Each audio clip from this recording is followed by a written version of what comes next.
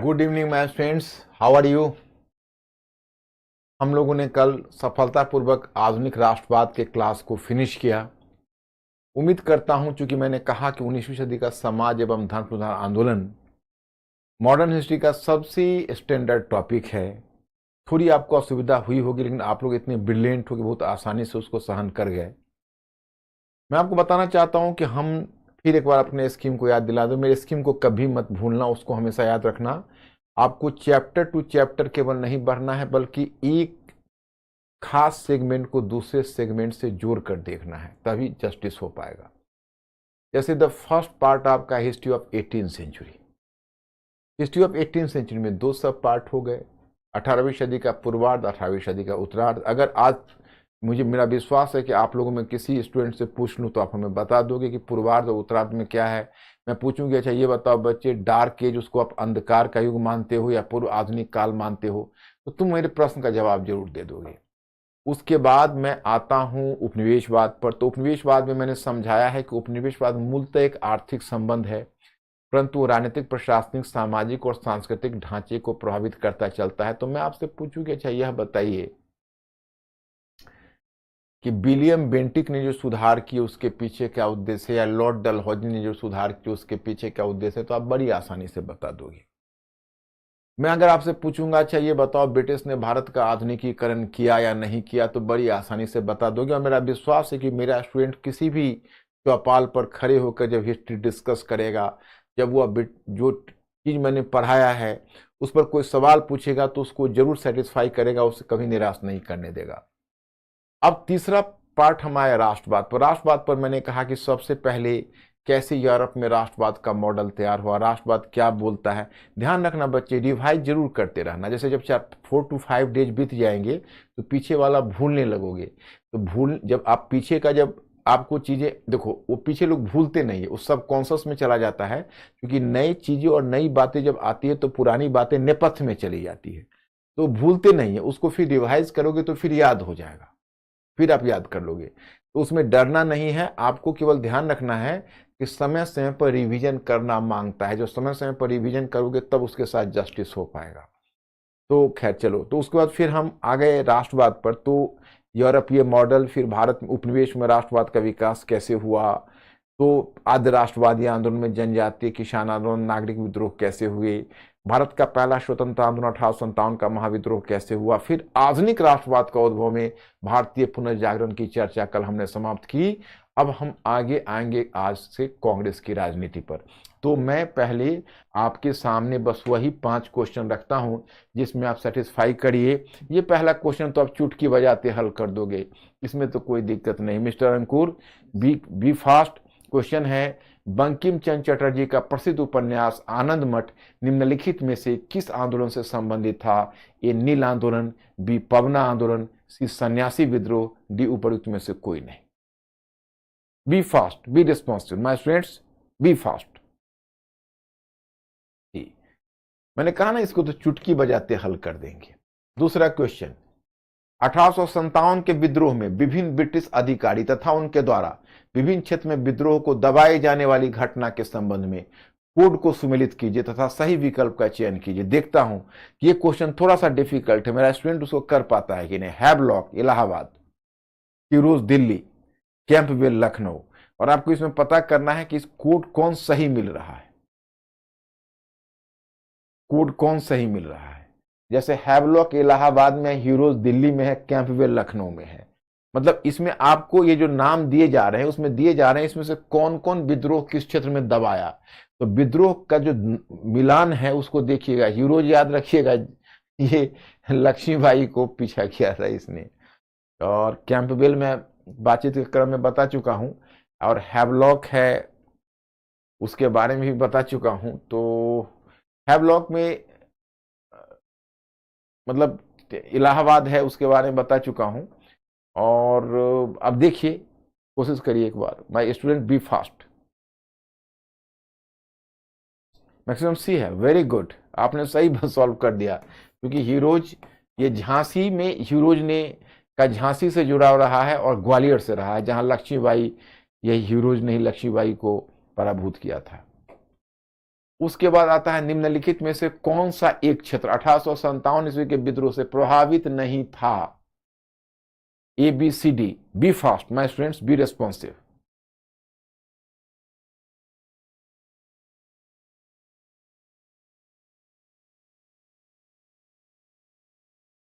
क्या आ रहा है? डी। बी। बी आ रहा है ना, बी फॉर बॉम्बे ना। हाँ, चित्तौड़। वेरी गुड, एक्सेलेंट, बहुत अच्छा आंसर किया आपने। चौथा क्वेश्चन सॉल्व करो। रीजनिंग है। ए 1857 के महाविद्रोह को सिपाही विद्रोह कहना उचित नहीं है। रीजनिंग, इस विद्रोह के पश्चात भारत का प्रशासन ब्रिटिश क्राउन ने अपने हाथों में ले लिया। ए और आर दोनों सत्य है, आर ए का सही स्पष्टीकरण है। बी, ए और आर दोनों सत्य है परंतु आर ए का सही स्पष्टीकरण नहीं है। सी, ए सत्य है लेकिन आर असत्य है। और डी, ए असत्य है लेकिन आर सत्य है। माय स्टूडेंट्स, ये क्वेश्चन अगर तुम सॉल्व कर दोगे तो मेरा दिल खुश हो जाएगा। बी फास्ट, और इसको देखना, इस क्वेश्चन को गौर से देखना, मिस मत करना। दोनों रीजनिंग को, दोनों को पढ़ो और कनेक्टिविटी ढूंढने की कोशिश करो।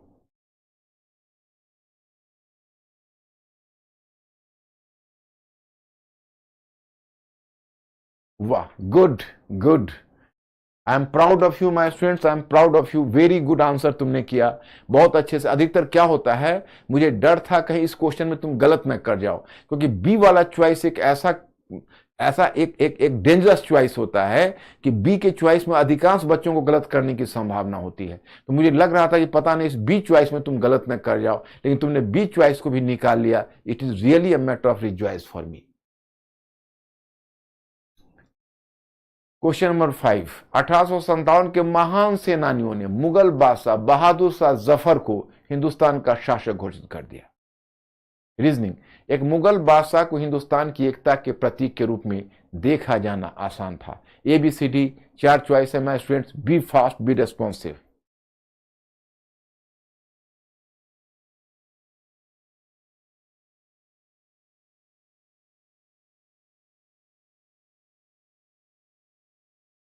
गुड गुड, एक्सेलेंट, सही आंसर। 5 के 5 क्वेश्चन करेक्ट कर दिए मेरे स्टूडेंट्स ने, कितनी खुशी की बात है। और मैं बहुत खुश हूं इन 5 चॉइस से। खास के जो 2 रीजनिंग है उसमें पहला रीजनिंग करेक्ट करने का मुझे बहुत ज्यादा खुशी है। तो चलिए, अब मैं आपको ले चलता हूं आज के टॉपिक के ऊपर, आज के टॉपिक के ऊपर ले चलता हूं।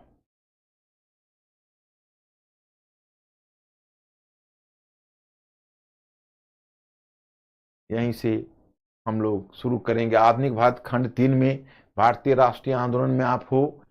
अब देखो, अब हम लोग आ गए भारतीय राष्ट्रीय कांग्रेस पर। तो पहले भारतीय राष्ट्रीय कांग्रेस में आपने पढ़ा होगा, देखिए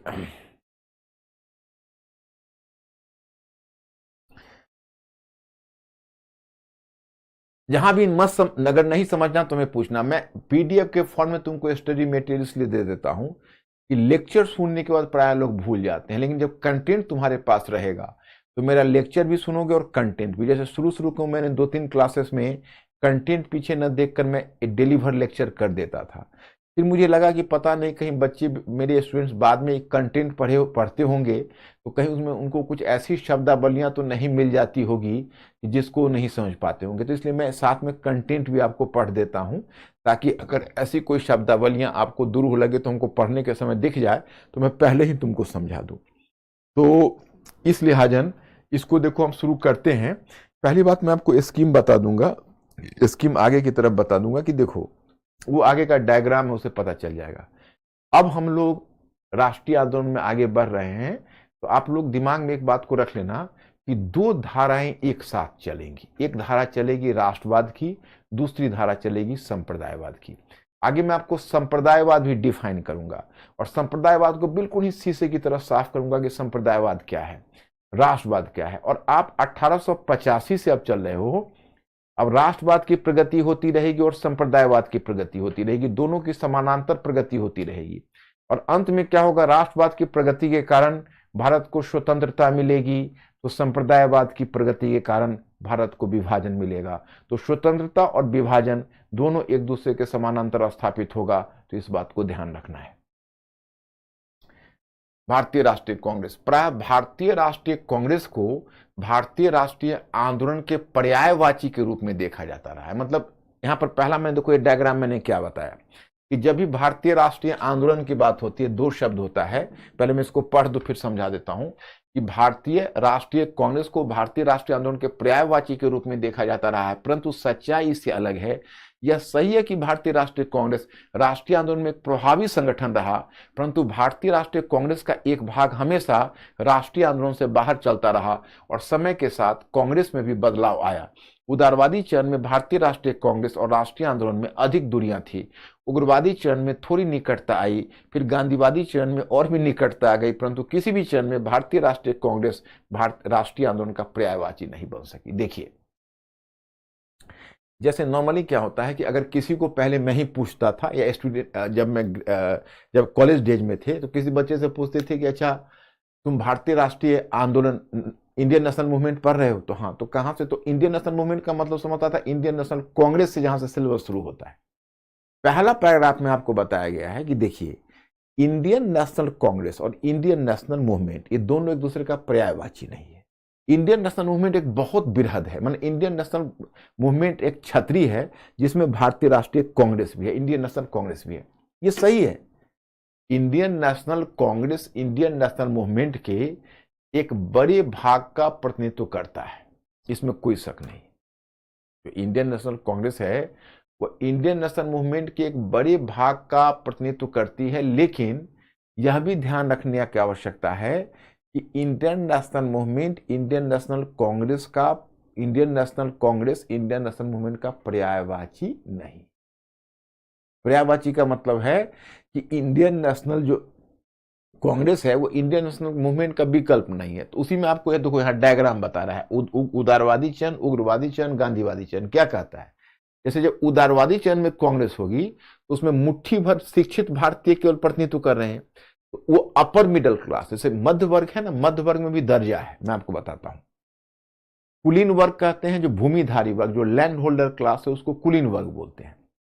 और मिडिल क्लास बोलते हैं जो निम्न वर्ग और कुलीन वर्ग के बीच का भाग है। लेकिन ध्यान रखना, मध्य वर्ग भी दो भागों में बंट गया। एक भाग हुआ उच्च मध्य वर्ग। उच्च मध्य वर्ग का मतलब हुआ कि बड़े बड़े प्रोफेशनल है, बड़े बड़े पूंजीपति हैं, बिजनेसमैन हैं, सीए हैं, डॉक्टर हैं, प्रोफेसर्स हैं, वो हो गए अपर मिडिल क्लास में।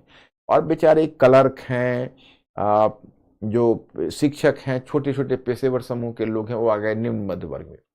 तो कांग्रेस पहले उच्च मध्य वर्ग के प्रभाव में थी। शिक्षित अंग्रेजी शिक्षा प्राप्त भारतीय थे जो they were very successful in their professions, वो अपने पेशे में काफी सफल व्यक्ति थे, वो कांग्रेस को लीड करते थे। तो वो अपर मिडिल क्लास को कांग्रेस प्रतिनिधित्व करती थी। उसमें क्या था कि कांग्रेस का जनसामान्य से बहुत ज्यादा दूरी थी। इसलिए आप देखते हो कि डायग्राम में दिया हुआ है, उदारवादी चरण में कांग्रेस ऐसे है। जब उग्रवादी चरण में तुम आओगे तो उग्रवादी चरण में आकर अब कांग्रेस उच्च मध्य वर्ग से निम्न मध्य वर्ग को भी जोड़ लिया। तो निम्न मध्य वर्ग को जोड़ लिया, अभी भी किसान, श्रमिक और बहुत सारे ऐसे एलिमेंट्स हैं जो आंदोलन से बाहर हैं। इसलिए उदारवादी से उग्रवादी में आकर दोनों के बीच की दूरी थोड़ी और कम हो गई। और जब गांधीवादी चरण में आओगे तो कांग्रेस में अब क्या होगा आगे चलकर कि किसान भी, महिलाएं भी, श्रमिक भी और सब, मतलब हर वर्ग के लोग जुड़ जाएंगे कांग्रेस के साथ। तो फिर भारतीय राष्ट्रीय आंदोलन से भारतीय राष्ट्रीय कांग्रेस और भी निकट आ जाएगी। लेकिन कभी भी कांग्रेस आंदोलन का सिनोनिमस नहीं होगी, उसका पर्यायवाची नहीं होगी, क्योंकि किसी भी स्थिति में भारतीय राष्ट्रीय आंदोलन संपूर्ण भारतीय का प्रतिनिधित्व भारतीय राष्ट्रीय आंदोलन नहीं करेगी। ये बात ध्यान रखना होगा। मतलब भारतीय राष्ट्रीय आंदोलन और भारतीय राष्ट्रीय कांग्रेस को एक समझने की भूल नहीं करनी है।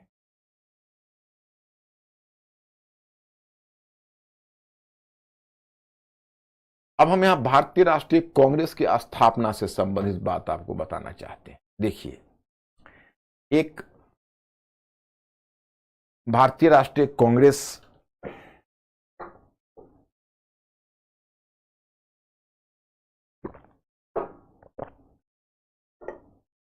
देखिए, जो भारतीय राष्ट्रीय कांग्रेस है एक तरह से मध्य वर्ग में हलचलें 1860 और 70 के दशक से ही मच रही थी। इनकम टैक्स लगाए जाने के मुद्दे पर मध्य वर्ग विरोध कर रहा था भारत में। यहां पर vernacular press act, vernacular press act का मतलब है देसी समाचार पत्रों को जो बंदिश लगाने की कोशिश लॉर्ड लिटन ने की थी, उसके विरुद्ध मूवमेंट शुरू हो रहा था। सिविल सेवा की उम्र सीमा को उसने कम करके 21 से 19 वर्ष कर दिया था, इसके विरुद्ध प्रतिक्रिया हो रही थी। आगे चलकर आप देखोगे इल्बर्ट बिल विवाद को लेकर एक बहुत बड़ी प्रतिक्रिया है। इल्बर्ट बिल क्या है, आप लोगों को कहीं जिज्ञासा होगी, मैं बताता हूं। देखो, लॉर्ड रिपन था वायसराय भारत का। घटना कुछ इस तरह की हुई कि आपको याद है कि मैंने पहले बताया था कि पहले भारत में जब सदर दीवानी और सदर निजामत अदालत था तो दो तरह के कानून थे। एक तरफ ब्रिटिश और यूरोपियन का ट्रायल होता था कलकत्ता के सुप्रीम कोर्ट में, जहां यूरोपीय कानून चलते थे, और सदर दीवानी और सदर निजामत अदालत में भारतीय कानून चलते थे। लेकिन जब 1861 में जब हाई कोर्ट एक्ट आया, आपको पता होना चाहिए, तो हाई कोर्ट एक्ट को आने के बाद ये दोनों तरह के न्यायालय को समाप्त करके और एक ही तरह का न्यायालय बना दिया गया, हाई कोर्ट। और मैंने आपको पहले ही बताया है कि इससे पहले भारतीय कानून का यूरोपीयकरण तो हो ही चुका था, क्योंकि 1833 के चार्टर के बाद जो विधि सदस्य के रूप में लॉर्ड मैकाले को ला दिया गया था, तो उसने मैकाले संहिता बना दी थी। और मैकाले संहिता के आधार पर मैंने आपको कह दिया था कि इसके आधार पर इंडियन सिविल कोड और इंडियन पेनल कोड बन चुका था। तो एक तरह से भारतीय कानून यूरोपीय कानून के समानांतर हो गया था। तो जब लॉर्ड रिपन जब आया तो थोड़ा सा वो हल्का सा थोड़ा लिबरल, वो पार्टी का नॉमिनी भी था और लिबरल वायसराय था।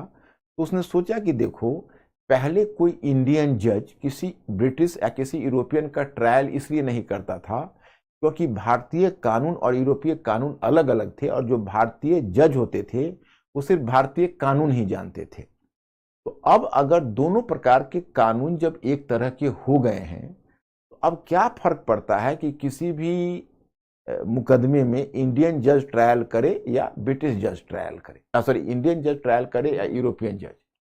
उसने इसी खुशफहमी में एक उसका लॉर्ड रिपन का एक सचिव था, व्यक्तिगत सचिव, उसका नाम था पीसी इल्बर्ट। उसने इल्बर्ट बिल ला दिया, और इल्बर्ट बिल लाकर और उसने इल्बर्ट बिल लाया जिसमें पहली बार यह प्रावधान था कि अब किसी ब्रिटिश या यूरोपीय का ट्रायल कोई इंडियन जज भी कर सकता है। अब बताइए, जब कानून एक हो गए, न्यायालय एक हो गया, तो क्या फर्क पड़ता है कि इंडियन जज या यूरोपियन जज ट्रायल करे। लेकिन यहां तो मुद्दा अहंकार का था, ईगो का था। मुद्दा यहां रेशियल ईगो का था, नस्लीय अहंकार का था। ब्रिटिश लोग समझते थे कि भाई हम लोग व्हाइट ठहरे, कोई ब्लैक आदमी हमारा ट्रायल करेगा और हमें उसको मी लॉर्ड बोलना पड़ेगा कोर्ट में जाकर, वो कैसे बर्दाश्त करते। उन्होंने एक आंदोलन छेड़ दिया, उसको व्हाइट म्यूटिनी कहते हैं। रिपन के विरुद्ध जंग छेड़ दिया। यहां तक वो प्लान करने लगे कि ये वायसराय का दिमाग फिर गया है, इस वायसराय को गिरफ्तार करके एक जहाज में बंद कर दो, यहां से ब्रिटेन भेज दो, क्योंकि ये इसी लायक है। इतनी स्थिति बिगड़ गई। अंत में क्या हुआ कि रिपन को झुकना पड़ा, और जनवरी 1884 में उसने 83 में लाया था इल्बर्ट विधेयक को, इल्बर्ट बिल को वापस ले लिया। अब कहोगे इससे भारतीयों को क्या फायदा हुआ? भारतीय चकित रह गए। भारतीय मध्य वर्ग के लोगों ने देखा कि देखो, ब्रिटिश ने जब संगठित, व्हाइट लोगों ने जब संगठित विद्रोह किया तो ब्रिटिश सरकार को पीछे हटना पड़ा। अगर हम लोग भी इस तरह से संगठित विद्रोह करेंगे, संगठित आंदोलन करेंगे, तो हम लोगों के संगठित आंदोलन से उनको पीछे हटना पड़ेगा। तो इस तरह से इल्बर्ट बिल से इन्होंने बहुत कुछ सीखा। तो मतलब कुल मिलाकर 1870 और 1880 के दशक में माहौल तैयार हो रहा था। उसी क्रम में एक रिटायर्ड ब्रिटिश सिविल सर्वेंट थे। इस रिटायर्ड ब्रिटिश सिविल सर्वेंट का नाम था एओ ह्यूम। तो एओ ह्यूम के मन में एक दिली इच्छा थी, एओ ह्यूम को, कि भाई एक अखिल भारतीय संगठन की स्थापना हो। तो इस मुद्दे पर वह पहले कलकत्ता के स्नातकों से, जो कलकत्ता विश्वविद्यालय के जो ग्रेजुएट्स थे, उससे उन्होंने वार्ता की। फिर कलकत्ता यूनिवर्सिटी के ग्रेजुएट से बात करने के बाद फिर वो जो बॉम्बे, एक्चुअली उसमें क्या हुआ कि जब लॉर्ड रिपन 1884 में रिजाइन करके यहाँ से जा रहा था, तो उसके जाने के टाइम में उसको सी ऑफ करने के लिए बॉम्बे तट पर, चूंकि उसमें जहाज से जाते थे, मैंने शिप से, तो बॉम्बे तट पर गए एओ ह्यूम। तो वहाँ पर उन्होंने बॉम्बे तट पर वहाँ के ग्रेजुएट से भी, बॉम्बे यूनिवर्सिटी के ग्रेजुएट से, मैंने बॉम्बे से भी बात की उन्होंने, वहाँ के बॉम्बे यूनिवर्सिटी के ग्रेजुएट से। और फिर उन्होंने 1885 में एक अखिल भारतीय संस्था की स्थापना की योजना रखी। उसमें बहुत सारे नेता थे, उसमें आप देखोगे तो बदरुद्दीन तैयब जी थे, दादा भाई नौरोजी थे, सुरेंद्रनाथ बनर्जी का आशीर्वाद था, परंतु सुरेंद्रनाथ बनर्जी उसमें अपनी संस्था में व्यस्त थे। लेकिन पी आनंद चार्लू थे, गोपाल कृष्ण गोखले थे। तो ये सब मतलब एक तरह से समझो तो इन सब लीडर्स का वहाँ पर कलेक्शन हुआ, वहाँ पर गैदरिंग हुई। और फिर ये बॉम्बे में गोकुल दास तेजपाल, पहले तो तय हुआ था कि पूना में इसकी स्थापना होगी कांग्रेस की, लेकिन पूना को यह सौभाग्य नहीं मिल सका क्योंकि वहाँ प्लेग फैल गया। तो अंत में इसका पहली बैठक 1885 में 28 दिसंबर 1885 को बॉम्बे में गोकुल दास तेजपाल संस्कृत महाविद्यालय था, वहाँ पर इसकी पहली बैठक हुई और औपचारिक रूप में इस संस्था की घोषणा हुई। 72 प्रतिनिधियों ने इसके पहले सेशन में भाग लिया, उसमें से 36 तो लॉयर्स ही थे। तो इस तरह से भारतीय राष्ट्रीय कांग्रेस की स्थापना हुई। अब माय स्टूडेंट्स, अब इतनी कहानी से हमें मतलब नहीं है, अब हम चले आते हैं सीधे परीक्षा उपयोगी बात पर। ऑप्शनल में 2 बार पूछ चुका है, जो जीएस में भी कभी पूछ सकता है कि क्या सुरक्षा कपाट की अवधारणा कांग्रेस की स्थापना की व्याख्या करती है? सुरक्षा कपाट, सेफ्टी वॉल्व। ये सेफ्टी वॉल्व क्या होता है? देखिए, सेफ्टी वॉल्व आपके प्रेशर कुकर में आप देखते हो एक सेफ्टी वॉल्व होता है। अगर प्रेशर कुकर में स्मोक बहुत ज्यादा भर जाता है, अगर उसमें मान लीजिए धुआं बहुत भर जाता है और बहुत स्मोक भर जाता है, वाष्प भर जाता है, तो कहीं प्रेशर कुकर ब्लास्ट न कर जाए, इसके लिए उसमें सेफ्टी वॉल्व होता है। सेफ्टी वॉल्व में उसका जो छोटा सा पार्ट होता है उसको तोड़ के उसको थोड़ा सा टेम्परेचर कम कर दो, है ना, थोड़ी गर्मी लगे, तो जो सेफ्टी वॉल्व में से जो उसका थोड़ा छोटा सा भाग होता है उसको, उसमें से स्मोक को थोड़ा फोड़ देते हैं और वहां से वो धुआं निकल जाता है, स्मोक निकल जाता है। तो स्मोक निकल जाता है तो मतलब एडजस्ट हो जाता है, मैंने ब्लास्ट होने से बच जाता है। तो सेफ्टी वॉल्व, जैसे हम लोग बचपन में एक बार डेविड सेफ्टी लैंप पढ़ते थे, जैसे माइनिंग सेक्टर में, तो माइनिंग सेक्टर में जब वर्कर्स जाते थे तो वहां पर क्या होता था, खानन में वहां पर एक जहरीली गैस मीथेन गैस होती थी। तो मीथेन गैस अगर निकलती तो बहुत सारे वर्कर्स माइनिंग में मर जाते थे। तो बाद में एक डेवी था, उसने एक सुरक्षा लैंप बनाई। उसकी खासियत यह थी कि अगर वो माइनिंग में रख दिया जाता था, अगर जिस समय मीथेन गैस का रिसाव शुरू होता तो वो जलने बुझने लगता था। तो जो माइनर्स होते हैं उनको पता चल जाता था, तो माइनर्स जो माइन के जो गार्ड हैं तुरंत उसको अविलंब खाली करवा देते। तो सुरक्षा कपाट का मतलब हुआ कि भाई कांग्रेस की जो स्थापना हुई वह कहीं ना कहीं एक सुरक्षा कपाट के रूप में हुई। तो ये थियरी किसने दी? तो लाला लाजपत राय ने दी। लाला लाजपत राय एक उग्रवादी नेता थे। 1916 में उन्होंने एक पत्र लिखा, यंग इंडिया। तो यंग इंडिया में उन्होंने सुरक्षा कपाट, सेफ्टी वॉल्व की अवधारणा दी और सिद्ध करने का प्रयास किया कि कांग्रेस एक ऐसी संस्था थी जो एक ब्रिटिश की पहल पर, ब्रिटिश हित में और ब्रिटिश वायसराय लॉर्ड डफरिन की सलाह पर इसकी स्थापना हुई थी। अब यह बात कह के उन्होंने एक बहुत बड़ा विवाद छेड़ दिया। और एक बार जब लाला लाजपत राय ने कांग्रेस की स्थापना पर चोट की, तो चाहे वो दक्षिणपंथी रुझान वाले नेता हो, दक्षिणपंथी कहते हैं कि जो अति राष्ट्रवादी होते हैं, और वामपंथी का मतलब है मार्क्सवादी या साम्यवादी होते हैं। तो चाहे वो दक्षिणपंथी रुझान वाले नेता हो या वामपंथी रुझान वाले नेता हो, जब एक बार उन्होंने कांग्रेस की स्थापना पर प्रहार किया तो बाकी सारे नेता भी उसकी स्थापना पर प्रहार करने लगे। अब आपको देखना यह है कि सुरक्षा कपाट की अवधारणा में लाला लाजपत राय क्या कहना चाहते हैं। तो देखिए, एओ ह्यूम का एक मित्र था विलियम बेडरवर्न। तो विलियम बेडरवर्न ने, एओ ह्यूम का जब डेथ हो गया तो विलियम बेडरवर्न जीवित था, उसका मित्र था, उसका मित्र और सहकर्मी था विलियम बेडरवर्न। तो विलियम बेडरवर्न ने उसकी एक जीवनी लिखी। तो उस जीवनी में क्या लिखा मैं आपको बताना चाहता हूं। उस जीवनी में उसने लिखा कि एक्चुअली जब एओ ह्यूम जब सिविल सर्वेंट था और उस समय क्योंकि 1857 के महाविद्रोह के बाद ब्रिटिश डर गए थे, तो उन्होंने जहां जहां अपना गुप्तचर छोड़ रखा था कि जरा पता करो कि भारतीयों में कोई आक्रोश तो नहीं है, भारतीय भविष्य में कोई विद्रोह तो नहीं करेंगे, उसी क्रम में कुछ साधु के वेश में कुछ गुप्तचरों को छोड़ा गया था। तो 7 साधु अलग अलग जगहों पर गुप्तचरी कर रहे थे और गुप्तचरी करने के बाद फिर उन्होंने जो अनुभव किया और जो उन्होंने ब्रिटिश हुकूमत के विरुद्ध लोगों जनमत की जो समझ देखी, जनमत की जो चेतना देखी, उसको 7 अलग अलग पुस्तकों में, जो 7 अलग अलग मोटी मोटी पुस्तकों में, मतलब बुक्स में लिख कर, और तब वो 7 साधु के बेस में 7 गुप्तचर ने एओ ह्यूम को सुपुर्द किए कि भाई देखिए इसमें क्या है, मैंने इसमें हमने जो अनुभव किया है।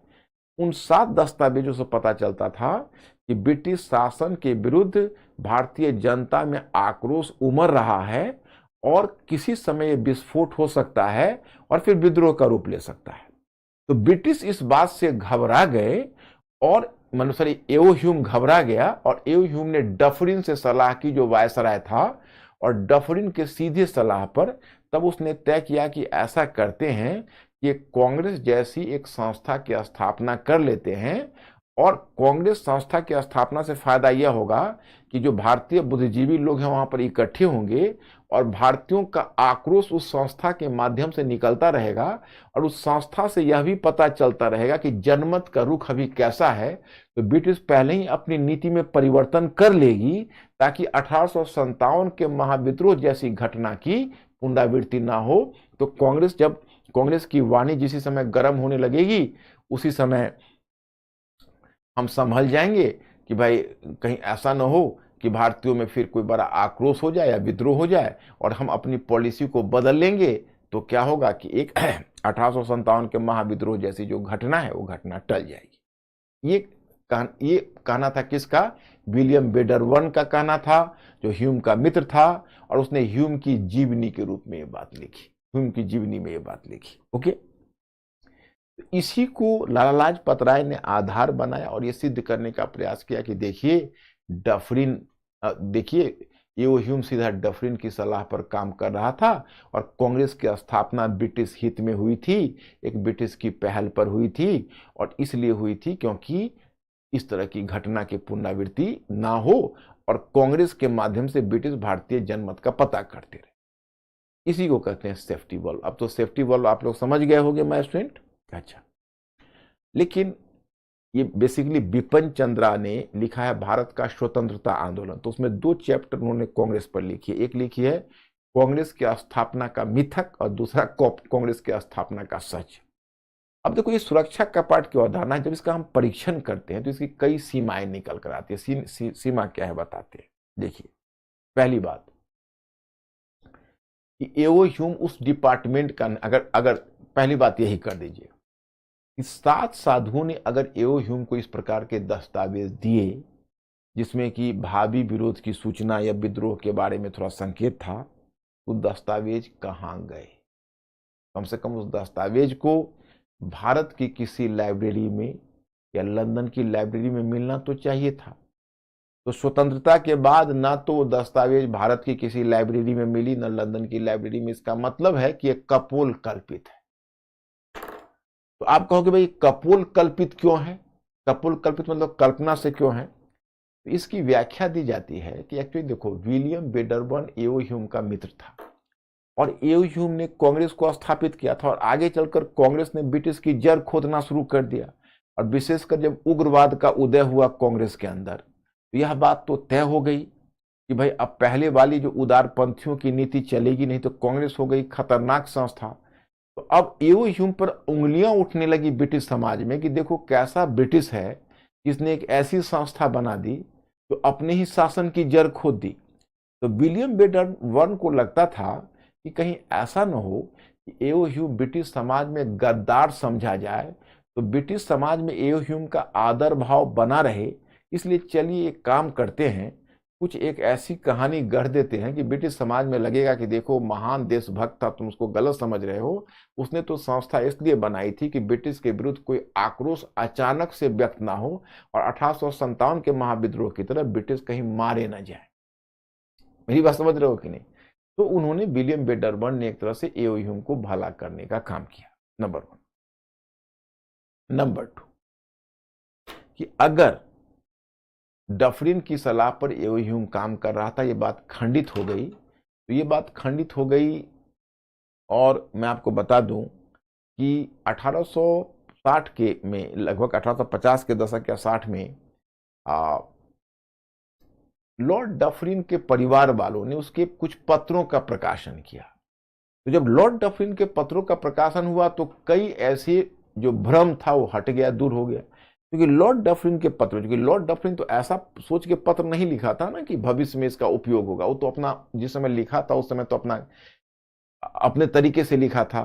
तो उस पत्र से पता चलता था कि लॉर्ड डफरिन से एओ ह्यूम मिला था और कांग्रेस की स्थापना जैसी एक बात कही थी, परंतु लॉर्ड डफरिन ने उसे गंभीरता से नहीं लिया था और एओ ह्यूम के इस प्रपोजल में दिलचस्पी नहीं दिखाई थी। इसका मतलब है कि जो लाला लाजपत राय जो यह कह रहे हैं कि लॉर्ड डफरिन की सलाह पर सीधा एओ ह्यूम काम कर रहा था, यह तर्क गलत है, ऐसा नहीं।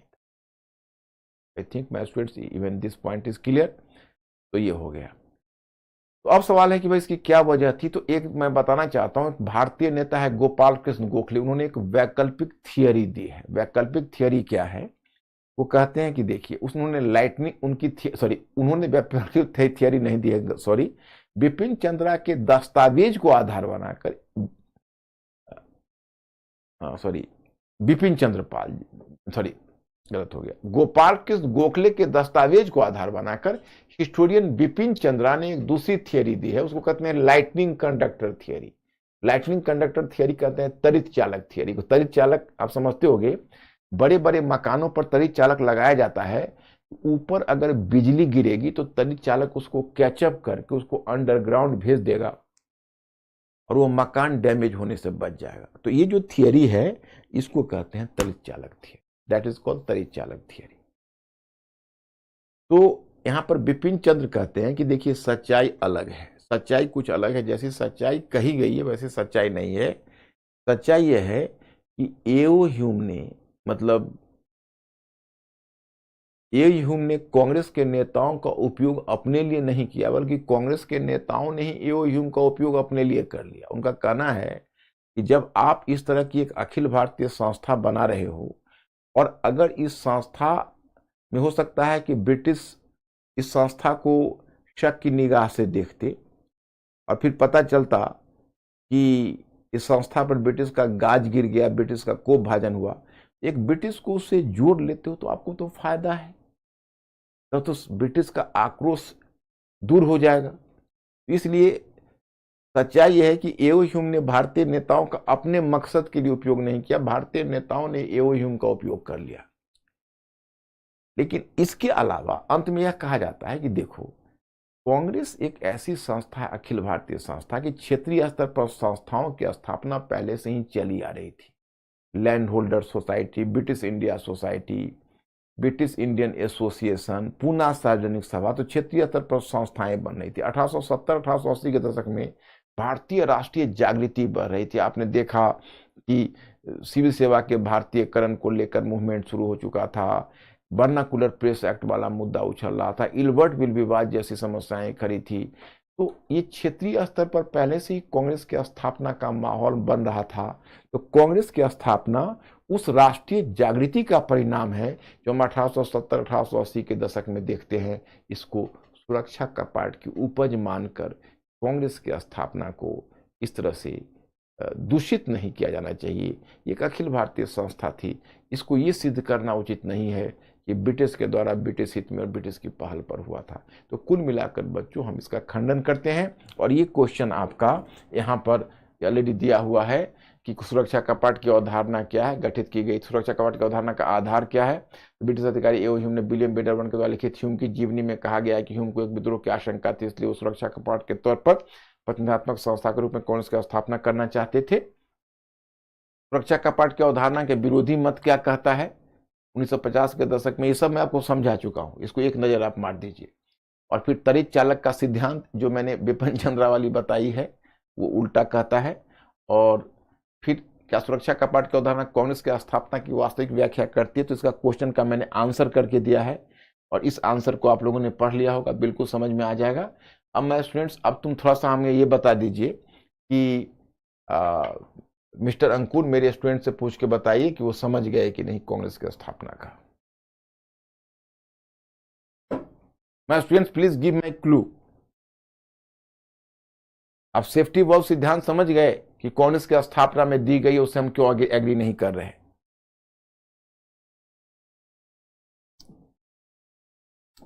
और बच्चों एक इंस्ट्रक्शन मेरा है कि मेरा जो पीडीएफ है मेरा क्लास करने के बाद एक बार जाके फिर तुम लोग पीडीएफ पढ़ लिया करना है ना, ध्यान रखना।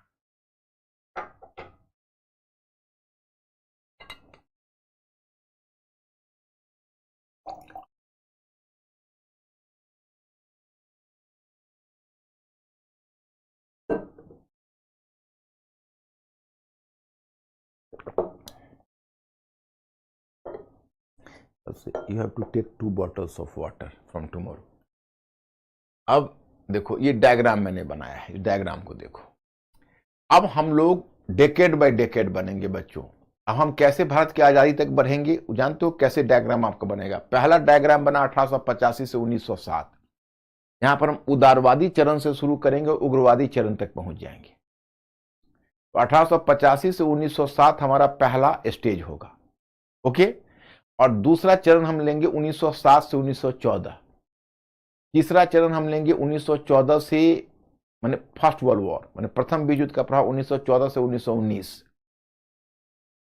और फिर नेक्स्ट चरण लेंगे 1919-20 के बाद गांधी का आगमन, गांधी की विचारधारा, गांधी का कार्यक्रम, ये सब थोड़ा मैं डील कर दूंगा। उसको डील करने के बाद 1920 से 1929 हमारा नेक्स्ट स्टेज होगा। 1929 से 1939 हमारा नेक्स्ट डायग्राम होगा। 1939 से 1945 मेरा नेक्स्ट होगा। 1945 से 47 2 वर्ष भारत की आजादी तक दूसरा वर्ष होगा। लेकिन ध्यान रहे जैसे हम हर जगह डायग्राम में देखना, यहां पर आपको दिखता है राष्ट्रवाद की प्रगति, तो उसके राइट साइड में तुम देखोगे संप्रदायवाद की प्रगति। तो हम साइड बाय साइड आपको राष्ट्रवाद की प्रगति भी बताएंगे और साइड बाय साइड हम संप्रदायवाद की प्रगति भी बताएंगे। तो राष्ट्रवाद की प्रगति और संप्रदायवाद की प्रगति दोनों एक दूसरे के समानांतर चलता रहेगा। और एक तरफ आप देखोगे भारत को स्वतंत्रता भी मिलेगी और दूसरी तरफ भारत का विभाजन भी होगा। तो भारत की स्वतंत्रता और भारत का विभाजन दोनों हम एक दूसरे के समानांतर रखकर देखेंगे। अब देखिए यहां पर राष्ट्रवाद की प्रगति। तो कांग्रेस का उदारवादी चरण 1885 से 1905, ओके। उदारवादी शब्द क्यों, पहला मुद्दा मैंने उठाया, इसको उदारवादी क्यों कहा गया। दूसरा है मूलभूत दृष्टिकोण क्या था उदारवादी नेताओं का। तीसरा सामाजिक आधार क्या था, सामाजिक आधार का मतलब किस वर्ग का समर्थन मिला। चौथा है राजनीतिक पद्धति क्या थी और पांचवा है योगदान और सीमाएं क्या थी, ओके।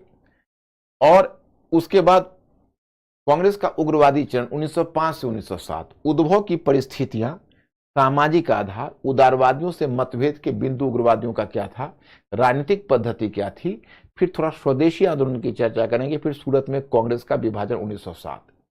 अगर उसके समानांतर देखोगे तो संप्रदायवाद की प्रगति में हम सर सैयद अहमद खान की नीति देखेंगे जो 1880 के दशक में संप्रदायवाद को प्रोत्साहन दिया। शिमला प्रतिनिधि मंडल जो अक्टूबर 1906 में मिलेगा, लॉर्ड मिंटो से क्या प्रपोजल देगा वो देखोगे। और तब मुस्लिम लीग की स्थापना दिसंबर 1906 में देखेंगे। तो यहाँ पर आकर हमारा समाप्त हो जाएगा 1907। और तब हम नेक्स्ट स्टेप फिर राष्ट्रवाद और संप्रदायवाद की प्रगति का देखेंगे 1907 से 1914, जो दूसरी अध्ययन सामग्री आपको मिलेगी। और मेरा क्लास शुरू होगा उससे पहले ही मैं पीडीएफ अध्ययन सामग्री तुम्हें उपलब्ध करवा दूंगा। अब चलो 1 बाय 1। पहला उदारवादी शब्द क्यों। भारतीय राष्ट्रीय कांग्रेस के आरंभिक चरण को उदारवादी चरण क्यों कहते हैं, गौर से सुनना। भारतीय राष्ट्रीय कांग्रेस के आरंभिक चरण यथा 1885 से 1905 के बीच के काल को कांग्रेस के उदारवादी चरण की संज्ञा दी जाती है। उदारवादी शब्द का प्रयोग निम्नलिखित कारणों से किया जाता है। मतलब उदारवादी शब्द हम क्यों प्रयोग करते हैं। एक, इस चरण में कांग्रेस पर जेम्स मिल तथा एडमंड बर्क देखो ब्रिटिश पार्लियामेंट का एक उदार चिंतक था एडमंड बर्क। इस समय कांग्रेस की राजनीति पर जेम्स मिल और एडमंड बर्क जैसे उदारवादी चिंतकों का प्रभाव है। तो एडमंड बर्क जैसे उदारवादी ब्रिटिश चिंतकों के विचारों का प्रभाव था, पहला कारण। दूसरा, तुम जैसे जैसे मैंने दिया हुआ है ना उसको एक बार 2 बार पढ़ के डाइजेस्ट कर लेना, बिल्कुल बस यही चीज तुमको लिख देना है। उदारवादी नेताओं के द्वारा संवैधानिक तरीकों को अपनाने पर बल दिया जाना। जो उदारवादी नेता संवैधानिक तरीकों को अपनाने पर बल देते हैं, उनका नारा था प्रतिनिधित्व के बिना कर नहीं। जैसे देखो, प्रतिनिधित्व के बिना कर नहीं, मैं आपको बताता हूं, ये उदारवादी नारा है। और सबसे पहले जब वर्ल्ड हिस्ट्री पढ़ाऊंगा, जब मैं वर्ल्ड हिस्ट्री पढ़ाऊंगा तब आपका विजन असली क्लियर होगा। वर्ल्ड हिस्ट्री है वो जनरल स्टडीज में का प्रवेश द्वार है। वर्ल्ड हिस्ट्री जनरल स्टडीज का प्रवेश द्वार है। अगर वर्ल्ड हिस्ट्री की समझ आपको नहीं है तो समझ लो कि जनरल स्टडीज की समझ अधूरी रह जाएगी। वर्ल्ड हिस्ट्री की समझ बहुत ही आवश्यक है। तो you have to be very careful about the world history part. तो मैं आपको वर्ल्ड हिस्ट्री पढ़ाऊंगा तो समझाऊंगा। तो अमेरिकी क्रांति जब मैं आपको बताऊंगा तो बताऊंगा कि अमेरिकी क्रांति के समय जो अमेरिकी क्रांतिकारियों का एक महत्वपूर्ण नारा था, वो क्या था? प्रतिनिधित्व के बिना कर नहीं, नो टैक्सेशन विदाउट रिप्रेजेंटेशन। क्यों? क्योंकि जैसे ब्रिटिश लोगों ने अमेरिकी उपनिवेश पर कर लगाए, तो अमेरिकी प्रतिनिधियों ने कहा कि भाई, अमेरिका के जो बुद्धिजीवी थे और प्रतिनिधि, उनका कहना था कि भाई आपका ब्रिटिश पार्लियामेंट हम पर कैसे इंटरनल टैक्स लगा सकता है, क्योंकि हम आपके पार्लियामेंट में हमारा कोई प्रतिनिधि बैठता नहीं है, तो आपके पार्लियामेंट को हमारे ऊपर कर लगाने का कोई अधिकार नहीं है। अब बताइए, ये हो गई उदारवादी मांग। उदारवादी मतलब मध्यवर्गीय। अगर तुमको कुछ समझ में ना आए तो उदारवादी विचारधारा समझ लेना, मध्यवर्गीय विचारधारा। अगर कुछ उदारवादी ना समझ में आए तो सीधे मध्यवर्गीय जान लेना। उसने कहा प्रतिनिधित्व के बिना कर नहीं, it became the middle slogan of the liberal class. ये मिडिल क्लास जो मध्य वर्ग है उसका स्लोगन बन गया, प्रतिनिधित्व के बिना कर नहीं, no taxation without representation. That is the very serious and very, you can say, important demand, important slogan, प्रतिनिधित्व के बिना कर नहीं। तो ये मतलब आज तक देखो ना, आज तक कोई बिना पार्लियामेंट के अनुमोदन के कोई सरकार कर नहीं लगा सकती है। ये अमेरिकी क्रांति में ही स्टैब्लिश हुआ और हमारे उदारवादी नेताओं ने कहा। फिर उदारवाद, वे क्रमिक परिवर्तन में विश्वास करते थे, उग्र सुधार अथवा लंबी छलांग में नहीं। जो हमारे उदारवादी नेता थे, जिसमें देखते हो पी आनंद चार्लू, सुरेंद्रनाथ बनर्जी, दादा भाई नरोजी, फिरोज शाह मेहता, गोपाल कृष्ण गोखले, ये सब उदारवादी नेता थे। देखो, सुरेंद्रनाथ बनर्जी को मैं आपको एक चीज बताना चाहता हूं। उन्होंने एक संस्था पहले बनाई थी, उसका नाम था इंडियन एसोसिएशन। सुरेंद्रनाथ बनर्जी और आनंद मोहन बोस, और ये जो दोनों संस्थाएं, ये संस्था थी, ये पहले 1800 उन्होंने ये संस्था बनाई 1976 में, और 1883 में उसका पहला अखिल भारतीय कॉन्फ्रेंस कलकत्ता में किया था, और दूसरा 1885 में दूसरा कॉन्फ्रेंस किया था। तो जिस समय कांग्रेस की जो पहली बैठक हुई थी, उस समय सुरेंद्रनाथ बनर्जी वही इंडियन एसोसिएशन के ऑल इंडिया कॉन्फ्रेंस कलकत्ता में बिजी थे, तो पहले सेशन में उन्होंने हिस्सा नहीं लिया था। और 1886 में उन्होंने इंडियन एसोसिएशन को मिला दिया था कांग्रेस में। उसके बाद फिर सुरेंद्रनाथ बनर्जी कांग्रेस के उदारवादी नेताओं में शामिल थे। तो वो सब क्रमिक परिवर्तन विश्वास करते थे, लंबी छलांग में नहीं। वे संसदीय राजनीति में विश्वास करते थे, आंदोलन में नहीं। मैंने उनका कहना था कि हम संसद में प्रतिवेदन बनाकर वैधानिक तरीके से हम संसद के सामने मांग रखेंगे। मैंने संसदीय राजनीति से मतलब है हम आंदोलन, सड़क पर आना, आंदोलन करना, इसमें उनका विश्वास नहीं था। नेक्स्ट, उनके द्वारा अपनाई गई राजनीतिक पद्धति को लोकप्रिय रूप में प्रार्थना प्रतिवेदन एवं स्मरण पत्र का नाम दिया जाता है। अर्थात वे वर्ष में 3-4 दिनों के लिए एकत्रित होते, ब्रिटिश सरकार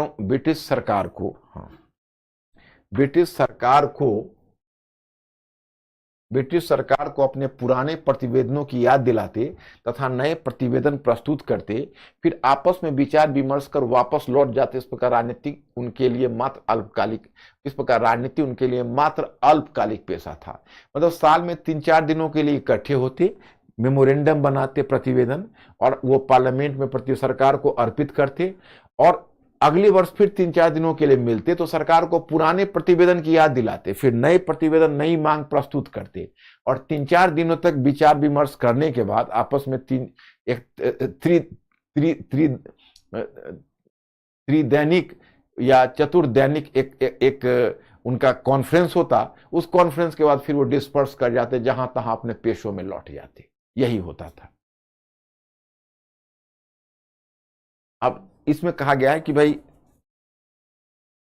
भारतीय राष्ट्रीय कांग्रेस के उदारवादी नेताओं का सामाजिक आधार, तो यहां पर जो सामाजिक आधार टर्म है माय स्टूडेंट, तो सामाजिक आधार टर्म से तुम लोग कंफ्यूज मत करना। सामाजिक आधार टर्म का मतलब है कि भारतीय राष्ट्रीय कांग्रेस को किन सामाजिक वर्गों से समर्थन मिला। तो जिन सामाजिक वर्गों से समर्थन मिलेगा तो उसी को कहते हैं सामाजिक आधार। तो तुम अगर शब्द सुनोगे सामाजिक आधार, इसका मतलब समझ लेना कि किन सामाजिक वर्गों से समर्थन मिला। तो इसमें आपको देखोगे कि उदारवादी नेतृत्व में अभिजातीय, अभिजातीय का मतलब होता है एलिट।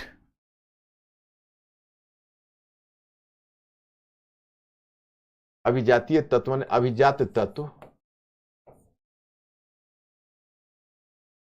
अभिजात, इसको एलिट कहते हैं। एलिट यानी कुलीन। अभिजात तत्वों की प्रधानता थी। उदाहरण के लिए इसमें जमींदार, देखो जमींदार हैं, वकील हैं, व्यापारी हैं, पत्रकार हैं, चिकित्सक हैं, धर्मगुरु हैं, धर्मगुरु भी शामिल थे। इसमें जनसामान्य का प्रतिनिधित्व नहीं के बराबर था, कॉमन पीपल का प्रतिनिधित्व नहीं के बराबर था। कांग्रेस के प्रतिनिधि मंडल में 90% हिंदू तथा 6.5% मुसलमान शामिल थे। 90% हिंदू शामिल थे और 6.5% मुसलमान शामिल थे। इन प्रतिनिधि मंडलों में सवर्णों की प्रधानता थी, सवर्णों की प्रधानता थी। इनमें 40% केवल ब्राह्मण थे। सवर्णों की प्रधानता थी, इनमें 40% केवल ब्राह्मण थे। मतलब देखो, हिंदुओं की प्रधानता थी और सवर्ण का मतलब है उच्च जाति के लोगों की प्रधानता थी। सामाजिक आधार। उदारवादी चरण का योगदान। अब योगदान क्या है इनको देखिए। भारतीयों को आधुनिक राजनीति से परिचित कराया। मतलब भारतीय इससे पहले इस तरह की आधुनिक राजनीति नहीं जानते थे। मतलब भारतीय, अब देखो, विद्रोह कर देते थे, आंदोलन कर देते थे, या फिर सरकार का सड़क पर विरोध करते थे। लेकिन आधुनिक राजनीति का मतलब हुआ कि सरकार के सामने प्रतिवेदन भेजना, उनके सामने वैधानिक मांगे उठाना, लॉ को कोट करना, संविधानवाद को प्रोत्साहन देना। मतलब वो एक तरह से वो संवैधानिक नियमों में विश्वास करते थे। और ब्रिटिश से उनको इस बात की शिकायत थी। ब्रिटिश से सबसे बड़ी शिकायत उनकी क्या थी पता है? कि ब्रिटिश से उनकी शिकायत यह थी कि ब्रिटिश ने हमारे संविधान का उल्लंघन किया है। उनका कहना था ब्रिटिश को कि ब्रिटिश ने हमारे संविधान का उल्लंघन किया। मतलब हमारे उनके बीच एक संविधान है, वो हमको प्रतिनिधित्व देंगे और हमारी सहमति से शासन करेंगे, लेकिन शासन के किसी भी स्टेज पर उन्होंने हमें नहीं हिस्सा दिया। तो एक तरह से हमारी संवैधानिकता को दबाया है। तो आधुनिक राजनीति वाली मांगों को पहले उदारवादी नेताओं ने उठाया है। दूसरा, उदारवादी राजनीति के दबाव में 1892 का अधिनियम आया, पारित हुआ। 1892 में मैं आपको अब एक्ट और अधिनियम 1909 में बताऊंगा। 1909 तक बता दूंगा, पहले 1919 तक मैं आगे बताने वाला हूं कि कैसे कैसे संवैधानिक विकास हिंदुस्तान में हुआ। उस पर एक लेक्चर देने वाला हूं, उस लेक्चर में आपको क्लियर हो जाएगा। देखो, 1892 में एक अधिनियम आया और यह अधिनियम आया उदारवादी नेताओं के दबाव में, क्योंकि 1885 के बाद कांग्रेस सक्रिय हो गई थी। इस अधिनियम की एक विशेषता थी, उस अधिनियम में पहली बार मतदान शब्द का, चुनाव शब्द का प्रयोग तो नहीं हुआ, लेकिन चुनाव की प्रक्रिया को पहली बार अगर इंट्रोड्यूस किया गया तो वह 1892 के अधिनियम में इंट्रोड्यूस किया गया। इस लिहाजा तुम देखोगे तो 1892 के अधिनियम का विशेष महत्व है। फिर सबसे बढ़कर उदारवादी नेताओं ने धन की निकासी की अवधारणा को देकर औपनिवेशिक अर्थतंत्र की मीमांसा कर दिया, अर्थात उन्होंने श्वेतों के अधिभार की अवधारणा को गहरी चोट पहुंचाई। अब देखिए, अगर कोई आदमी, कोई भी बंदा आपसे पूछे कि अच्छा ये बताइए कि उदारवादी नेतृत्व में ने कौन सा बड़ा काम किया, तो तुम एक चीज मत भूलना, क्योंकि तुम इकोनॉमी वाले से ही देख रहे हो। दादा भाई नौरोजी और आरसी दत्त जैसे जो नेता थे, उन्होंने जो धन की निकासी की अवधारणा दी, ड्रेन ऑफ वेल्थ की अवधारणा, वो ड्रेन ऑफ वेल्थ की अवधारणा बहुत प्रभावी थी। ड्रेन ऑफ वेल्थ की अवधारणा, it was really very effective. मतलब एक तरह से ब्रिटिश पहले, श्वेतों का अधिभार क्या है मैं आपको बताता हूं। देखो, हिंदी में यहां श्वेतों का अधिभार है, तो हो सकता है तुमको कष्ट हो रहा हो। इसमें मैं इसको बदलता हूं, व्हाइट्स मेन बर्डन।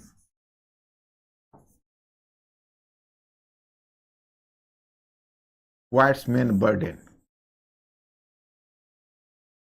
मतलब देखो, यह पश्चिम वालों का प्रोपेगेंडा था कि देखो भाई, हम जो व्हाइट लोग हैं वो काले मनुष्यों की भलाई के लिए काम कर रहे हैं। We are working for the betterment of the black people. हम काले मनुष्यों की भलाई के लिए काम कर रहे हैं उनका। ये व्हाइट लोगों का दायित्व है। व्हाइट्समैन बर्डन का मतलब है कि it is the duty about duty and about responsibility of the whitesmen to work for the betterment of the black। तो ये हमारी एक तरह से ये हमारा अधिभार है, ये हम दायित्व पूरा कर रहे हैं।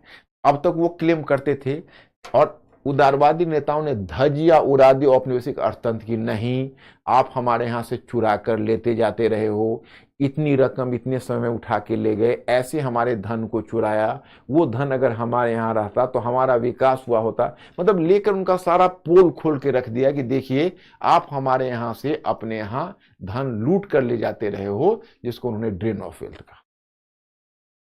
बहुत बड़ा एक तरह से ब्रिटिश शासन की तो जड़ ही खोद दी और धर्मनिरपेक्ष मूल्यों पर आधारित राजनीति को प्रोत्साहन दिया। ये पाश्चात्य शिक्षा प्राप्त थे तो धर्मनिरपेक्ष मूल्यों में इनकी आस्था थी।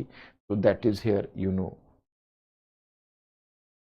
मीमांसा व्याख्या को कहते हैं। माय स्टूडेंट, मीमांसा शब्द जो है ये तुमको, मैं धन की निकासी मीमांसा तुमको मिला होगा, मैं देखता हूं।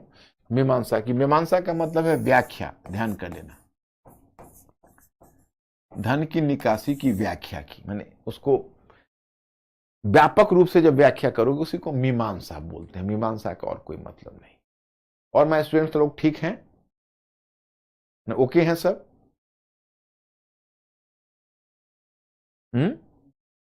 गुरिल्ला, गुरिल्ला कहां से आ गया यहां? ये मॉडर्न हिस्ट्री में गुरिल्ला कहां से ले आया? गुरिल्ला का मतलब होता है छापामार युद्ध। छापामार युद्ध में छुप के हमला करना। जैसे दुबक जाता है, छिप के अचानक से हमला कर देता है, उसको गुरिल्ला युद्ध कहते हैं। गुरिल्ला युद्ध की एक प्रणाली होती है, उसको छापामार युद्ध कहते हैं, उसी को गुरिल्ला युद्ध कहते हैं। और सब ओके है? अब उदारवादी चरण की सीमाएं देखो, इनकी सीमाएं भी है। उदारवादी नेता संवैधानिक राजनीति में विश्वास करते थे, अर्थात वे क्रमिक परिवर्तन में विश्वास करते थे, लंबी छलांग में नहीं। पहले ही बताया हूं कि वो संविधानवाद की सीमाओं में बंद कर काम करना चाहते थे और चाहते थे जो सुधार हो क्रमिक हो, हम लंबी छलांग ना मारे। दूसरा, उन्हें जनता की शक्ति में विश्वास नहीं था। वो महज शिक्षित भारतीयों को ही भारत का वास्तविक नागरिक मानते थे। उनका कहना था जन आंदोलन में उनका विश्वास नहीं था। वो समझते थे अशिक्षित जनता जन आंदोलन करके क्या करेगी, और उनके लिए नागरिक वही था जो शिक्षित थे। मतलब एक बार तो फिरोज शाह मेहता ने कहा कि स्वराज्य, इन्होंने स्वराज्य शब्द की मांग उठाई है। आगे स्वराज्य मैं बताऊंगा, स्वराज्य क्या है वो बताऊंगा। तो इन्होंने स्वराज्य शब्द की मांग उठाई, लेकिन उन्होंने कहा कि देखिए, स्वराज्य सभी भारतीयों के लिए अर्थ नहीं रखता है। स्वराज्य अगर अर्थ भी रखता है तो केवल शिक्षित भारतीयों के लिए रखता है। तो स्वराज्य की पैरोकारी भी कर रहे थे तो महज शिक्षित भारतीयों के लिए कर रहे थे। तीसरा, वे भारत की अवनति के लिए ब्रिटिश सरकार को नहीं बल्कि भारत में कार्यरत ब्रिटिश अधिकारियों को उत्तरदायी मानते थे। मतलब एक उन्होंने, दादा भाई नौरोजी, मैंने पीछे आपको बताया है, इन्होंने एक पुस्तक लिखी थी दादा भाई नौरोजी, देखो,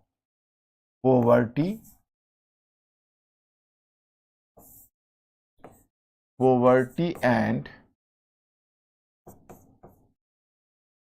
ब्रिटिश रूल इन इंडिया।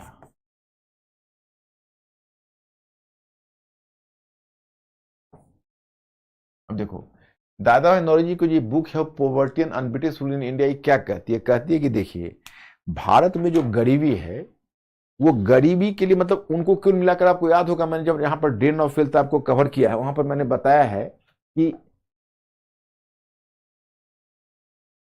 जो सामान्यतः इनकी मान्यता है, वो सामान्यतः इनकी मान्यता यह है कि ब्रिटेन के अंग्रेज अच्छे हैं। इनका यह कहना है कि ब्रिटेन के अंग्रेज अच्छे हैं और भारत में जो काम करने वाले एंग्लो इंडियन ब्यूरोक्रेसी है, भारत में जो काम करने वाली जो नौकरशाही है, भारत में जो काम करने वाले एंग्लो इंडियन नौकरशाही है, वो एंग्लो इंडियन नौकरशाही ये बुरी है, ये भारत का शोषण करती है। इनका ये कहना है कि इसके लिए ब्रिटिश उत्तरदायी नहीं है, भारत में शासन करने वाले जो ब्रिटिश हैं वो उत्तरदायी हैं, एंग्लो इंडियन ब्यूरोक्रेसी। इसलिए तुम देखोगे कि दादा भाई नौरोजी अपने शासन के अधिकांश समय में यहाँ न प्रचार करके लंदन में प्रचार करते थे, क्योंकि उनको विश्वास था कि अगर लंदन के ब्रिटिश को ये पता चल जाएगा कि उनके अमली अधिकारी भारत में क्या कर रहे हैं, तो हमें कुछ करना नहीं होगा, वो खुद ही कदम उठाएंगे और खुद स्वयं से ही वो स्वयं कदम उठाएंगे और स्वयं उनको पनिशमेंट देने का प्रयास करेंगे। तो कहीं ना कहीं उनके मन में यह विश्वास बैठा हुआ है कि जो लंदन के ब्रिटिश हैं वो अच्छे हैं और उनके द्वारा स्वयं प्रयास किया जाएगा। उदारवादी नेताओं का सामाजिक आधार अभिजात्य था तथा राजनीति उनके लिए महज अल्पकालिक पेशा थी। अब देखो, ये सब बड़े सक्सेसफुल बिजनेसमैन थे। अब ये 3-4-5 दिनों से अधिक समय निकाल भी नहीं सकते थे। अब मैं आपको बताऊं कि इतने सक्सेसफुल थे कि मैं आपको बताऊं कि फिरोज शाह मेहता के विषय में कहा जाता था कि जब वो ट्रेन में चलते थे तो उनके लिए पृथक सैलून लगता था ट्रेन में। सैलून का मतलब हेयर कट नहीं होता है, सैलून का मतलब होता है एक अलग कंपार्टमेंट जिसमें कि सारी सुविधाएं हो और उसमें एक अकेला आदमी उस सुविधाओं का उपभोग कर रहा हो। ये बहुत बड़ी चीज है सैलून लगना। और उनके लिए एक ट्रेन में एक डब्बा लगता था, अलग सैलून लगता था। He was a very successful lawyer. और एक बार दिनसा वाचा ने दादा भाई नौरोजी को पत्र में लिखा था कि फिरोज शाह मेहता अपने पेशे में इतने व्यस्त हैं कि राजनीति के लिए समय नहीं निकाल रहे। और महादेव गोविंद रानाडे, आप समझ सकते हो, जो सुधारक भी थे, उनके बारे में तो यहां तक कहा जाता है कि जब एक बार वो शिमला छुट्टी मनाने गए तो उनके साथ 25 नौकर थे और उतने ही एल्सेशियन कुत्ते थे। तो अब आप समझ सकते हैं कि भाई उन लोग में कितनी रईसी थी, कितने सफल थे, उनके पास पैसों की कोई कमी नहीं थी। They were very successful man in their profession. तो politics was simply a part time job for them. Politics में वो पूरा समय दे भी नहीं सकते थे, वो अल्पकालिक पेशा था। और उदारवादी चयन में कांग्रेस पर जमींदारों तथा अल्पकालिक का मतलब है कुछ समय के लिए, सीमित काल का। इस सब का मतलब समझने में दिक्कत ना हो जाए तुम्हें, सीमित काल का पेशा था।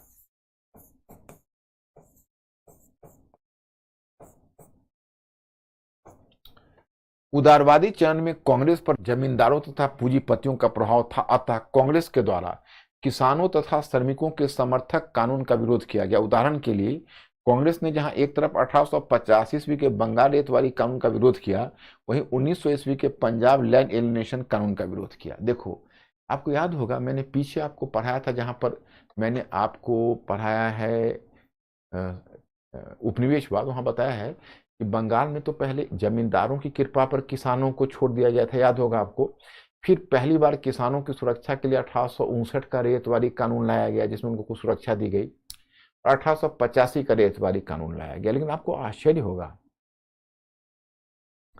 कि इन दोनों रेतवारी कानून में, जब 1885 का रेतवारी कानून लाया जा रहा था, तो उसका विरोध कौन कर रहे थे? उदारवादी नेता कर रहे।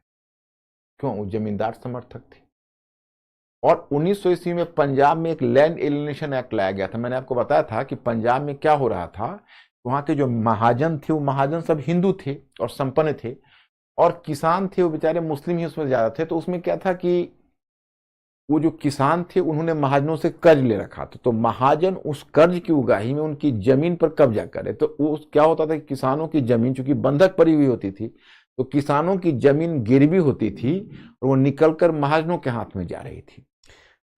तो इस बात की आलोचना होने लगी, तो सरकार खुद किसानों का हमदर्द बनकर पंजाब लैंड एलिनेशन एक्ट लाई 1900 ईस्वी में, जिसमें प्रावधान यह था कि किसी भी कृषक से गैर कृषक का भूमि का हस्तांतरण नहीं हो सकता है। कांग्रेस ने तो हद कर दी। सरकार वहां किसानों का सिंपैथाइजर बन रही है, वो किसानों के साथ सहानुभूति दिखा रही है, और उदारवादी नेता ही इसका विरोध कर रहे हैं। इतने आश्चर्य की बात है, कितने आश्चर्य की बात है। उल्टा उदारवादी नेता ही इसका विरोध कर।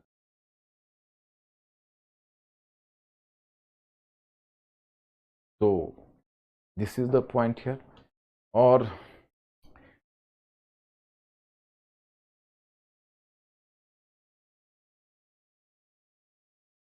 अब देखो एक प्रश्न मैंने बना के दिया है, अब तक यूपीएससी में कभी पूछा नहीं, लेकिन मैंने प्रश्न यह बना कर दिया है, इसको देखो कि कांग्रेस के उदारवादी चरण के सामाजिक आधार को स्पष्ट कीजिए, सामाजिक आधार, तथा इस तथ्य पर प्रकाश डालिए कि इसने कांग्रेस की राजनीति को किस प्रकार प्रभावित किया। मतलब ये आपसे यह पूछ कर रहा है कि कांग्रेस के जो सामाजिक समर्थक वर्ग थे उनको याद करिए और यह देखिए कि इसे कांग्रेस की राजनीति पर क्या प्रभाव पड़ रहा है। तो आपको पता चलता है अगर हम उदारवादी चरण में कांग्रेस की राजनीति पर निगाह डालते हैं तो हमें ज्ञात होता है कि कांग्रेस का सामाजिक आधार उच्च मध्य वर्ग ने तैयार किया था। कांग्रेस की पहली बैठक में एक बड़ी संख्या वकीलों की थी, उनके अतिरिक्त उसमें पत्रकार, व्यापारी, महाजन, धर्मगुरु सभी की उपस्थिति थी। कांग्रेस की उपर्युक्त सामाजिक संरचना ने निश्चय ही कांग्रेस की राजनीति पर अपना प्रभाव छोड़ा। इसे हम निम्नलिखित रूप में देख सकते हैं। एक, क्योंकि कांग्रेस के दिग्गज नेता अपने पेशे में सफल व्यक्ति थे, इसलिए राजनीति उनके लिए एक अल्पकालिक पेशा बनकर रह गई थी। दूसरा, कांग्रेस के उदारवादी नेता अंग्रेजी भाषी बुद्धिजीवी थे, इसलिए सामान्य जनता से न तो उनका संपर्क था और न ही जनता की शक्ति में विश्वास था। मतलब अंग्रेजी भाषी थे तो कॉमन लैंग्वेज जानते भी नहीं थे, कॉमन लैंग्वेज बोलते भी नहीं थे, तो कॉमन पीपल से उनका कम्युनिकेशन नहीं बन पाता था। इनकी इनकी अधिकांश मांगे मध्य वर्ग के हितों के अनुकूल थीं। यार कुछ अवसरों पर उन्होंने जमींदारों और महाजनों के पक्ष में सरकार के द्वारा किसानों की सुरक्षा के लिए बनाए गए कानूनों का विरोध कर दिया। उदाहरण के 1885 का बंगाल रेतवारी कानून तथा 1900 का पंजाब लैंड एलिनेशन एक्ट। ये पीछे जो मैं समझा चुका हूं उसी आधार पर क्वेश्चन है। बच्चों मेरा विश्वास है कि इसको समझने में, चूंकि तुम तो पीटी के क्वेश्चन सॉल्व करते हो तो मेरा तो दिल गदगद हो जाता है, तुम बहुत सारी चीजें समझ पा रहे हो। तो कुछ अगर नहीं समझो तो पूछ लेना, लेकिन मुझे नहीं लगता कि इसमें आपको कहीं कोई परेशानी होगी। अब यहाँ पर देखो यूपीएससी का 2017 का एक प्रश्न आपको दिया गया है कि क्या कारण था कि 19वीं शताब्दी के अंत तक आते आते नरम दलीय अपनी घोषित विचारधारा एवं राजनीतिक लक्ष्यों के प्रति राष्ट्र के विश्वास को जगाने में असफल हो गए। तो ये 2017 का क्वेश्चन है।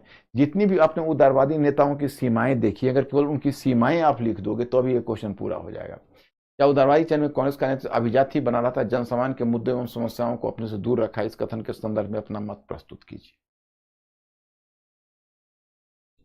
एक प्रश्न आपको यूपीएससी 2021 का है। देखो ये दोनों क्वेश्चन पहले तुम लोग ट्राई कर लो और कल आओगे तो मैं कल इस क्वेश्चन को डिस्कस कर देता हूं, क्योंकि क्वेश्चन राइटिंग में तुमको साथ साथ सिखाता जाऊंगा। जैसे क्या उदारवादी चरण में कांग्रेस का नेतृत्व अभिजात ही बना रहा तथा जनसामान्य के मुद्दों और समस्याओं को अपने से दूर रखा, इस कथन के संदर्भ में अपना मत प्रस्तुत कीजिए। इसमें आपको एक संतुलन लेना पड़ेगा, आपको दिखाना पड़ेगा। जैसे पहला वाला क्वेश्चन है कि देखो कांग्रेस की जो कुछ मांगे थी, जैसे अगर आप कहो तो मैं आपको पहला वाला क्वेश्चन, ये पहला वाला ध्यान करना है। उदारवादी चरण में कांग्रेस का नेतृत्व अभिजात ही बना रहा तथा जनसामान्य के मुद्दों एवं समस्याओं को अपने से दूर रखा, इस कथन के संदर्भ में अपना मत प्रस्तुत कीजिए।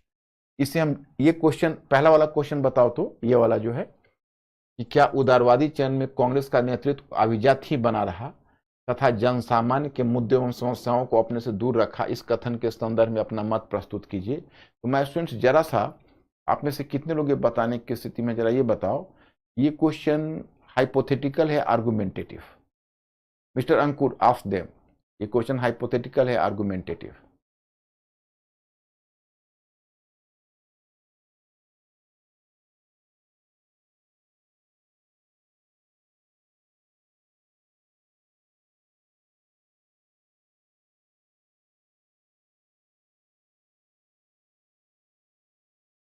बिल्कुल आर्गुमेंटेटिव है। हाइपोथेटिकल कौन समझ रहे हो? देखो गौर करके देखो, क्या उदारवादी चरण में कांग्रेस का नेतृत्व अभिजाती ही बना रहा? अभिजात का मतलब है एलिटिस्ट,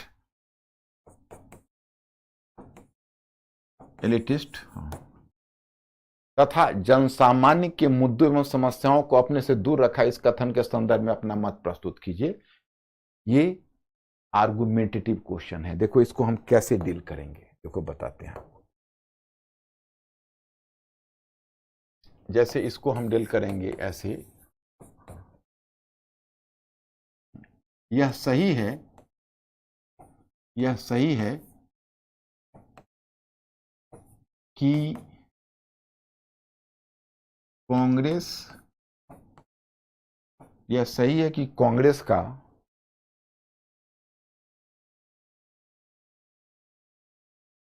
कांग्रेस का सामाजिक आधार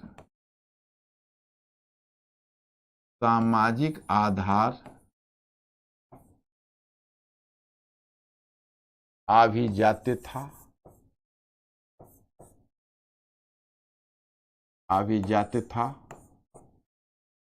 तथा अभिजात्य था, हाँ, वे अंग्रेजी शिक्षा प्राप्त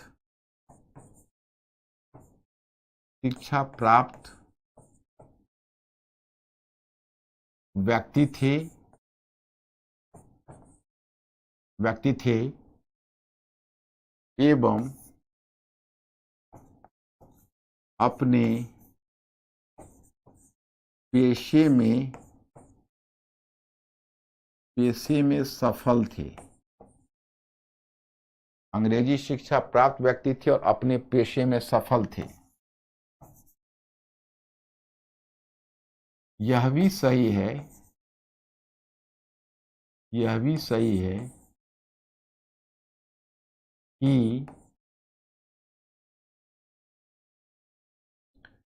जनता की शक्ति में, जनसामान्य की शक्ति में उनका विश्वास, जनसामान्य की शक्ति में उनका विश्वास नहीं था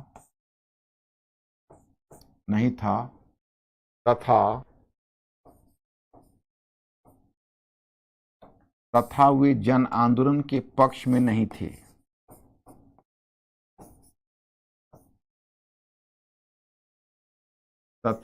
जन आंदोलन के पक्ष में नहीं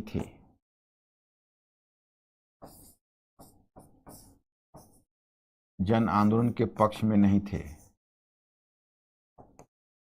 यहां तक हम लिखते चले जा रहे हैं। ओके, अब देखो यहां पर प्रश्न है कि क्या समस्याओं को अपने दूर रखा, जनसंख्या के मुद्दों को नहीं उठाया, लिखा, हाँ, परंतु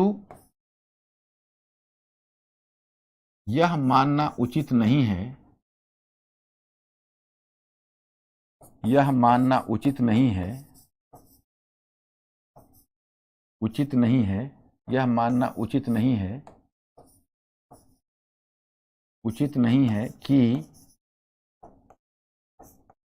है कि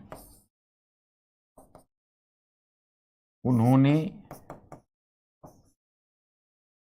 जनसामान्य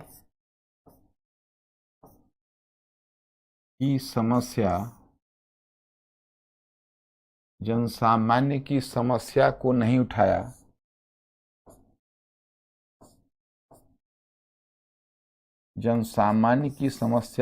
उठाया, तथा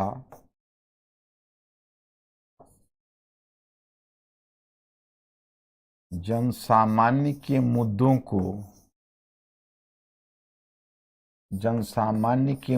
को दूर रखा।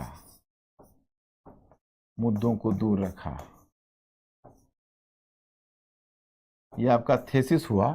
हम इससे एग्री नहीं कर रहे हैं कि जनसामान्य के मुद्दों को नहीं उठाया। अब हम इसको तर्क देंगे कैसे, तो इसको पैराग्राफ चेंज करेंगे और पैराग्राफ चेंज करके देंगे कि उनका बल जनसामान्य के पक्ष में उन्होंने निम्नलिखित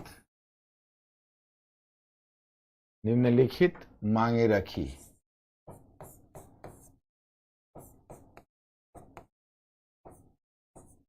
रखी। अब इसमें मुद्दा को उठा दो, भू राजस्व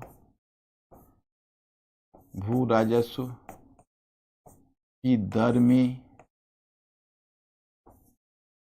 कमी की जाए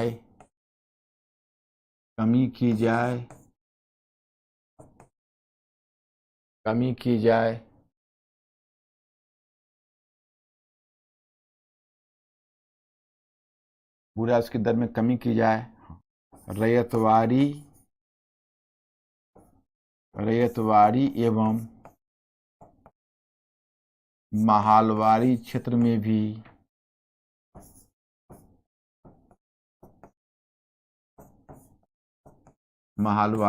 में भी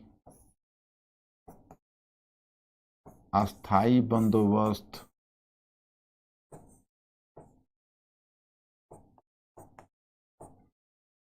रैयतवाड़ी और माहलवाड़ी क्षेत्रों में भी अस्थाई बंदोबस्त का विस्तार हो।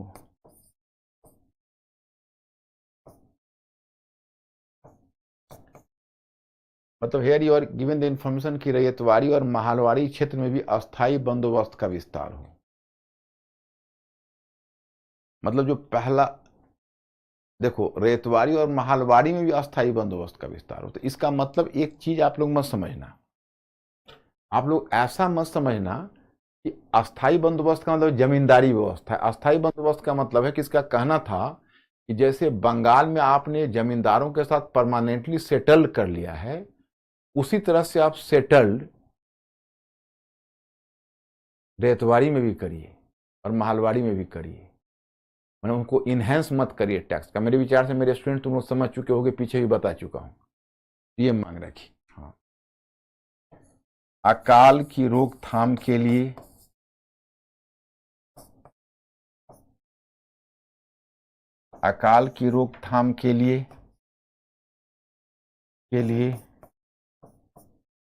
कदम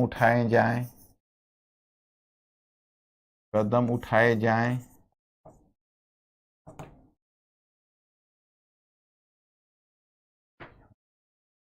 गरीबी एवं ग्रामीण ऋणग्रस्तता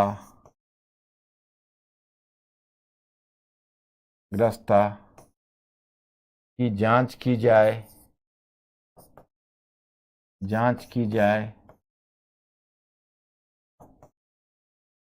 ग्रामीण ऋणग्रस्तता की जांच की जाए। तो ये हो गया बेचारे एकदम निर्धन पक्ष। हाँ, एक और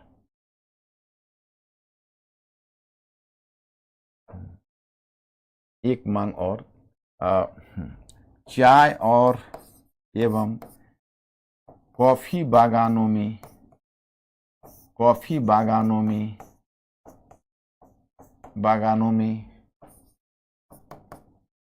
काम करने वाले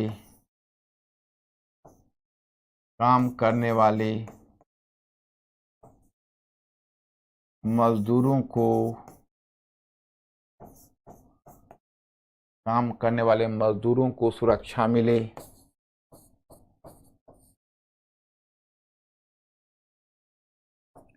सुरक्षा मिले नहीं, मजदूरों के शोषण को रोका जाए।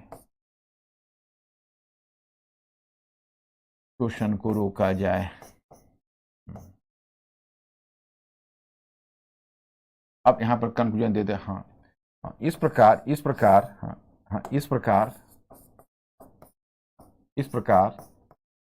भले ही जनता की शक्ति में विश्वास न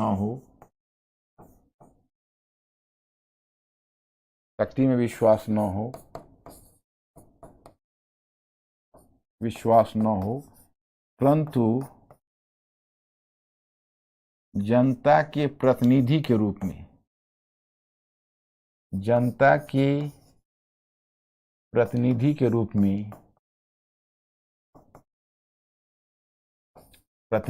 रूप में इन्होंने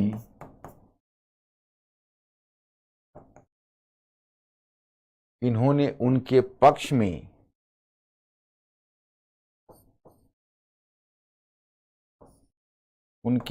में मांग अवश्य उठाई।